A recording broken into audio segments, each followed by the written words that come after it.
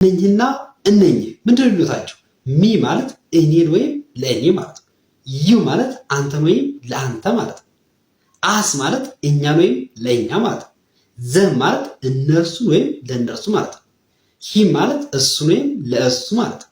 ሀር ማለት እሷን ወይም ለእሷ ማለት ነው። እነኚህ ጋር እንምጣ ደግሞ ማይ ማለት የኔ ማለት ነው። ዩር ማለት ያንተ ማለት ነው። አወር ማለት የኛ ማለት ነው። ዴር ማለት የነሱ ማለት ነው። ሂዝ ማለት የሱ ማለት ነው። ኸር ማለት የሷ ማለት ነው። አሁን እነኚህ እንዴት አድርገን ነው የምንጠቀማቸው? ለምሳሌ አይ ሳው ኸር። ኸር የሚለው ማለት ነው እሷን አየዋት፣ እሷ ትረዳኛለች። ሺ ሄልፕስ ሚ። አያችሁ ሚ ማለት እኔን፣ እሷ እኔን ትረዳኛለች ማለት ነው። ይሄኛው ጋር ስንመጣ ደግሞ የንብረትነትን የእናንተ መሆኑን የሚያመለክት ለምሳሌ ቦርሳ ነው። ይሄ ማነው ቦርሳ? this is my bag። this is my ከሚለው ቀጥላችሁ ንብረታችሁን ታስገባላችሁ ማለት ነው። this is my bag። that is your book። ያ ያንተ መጽሐፍ ነው። your የሚለው የአንተ ከዛ መጽሐፍ ነው።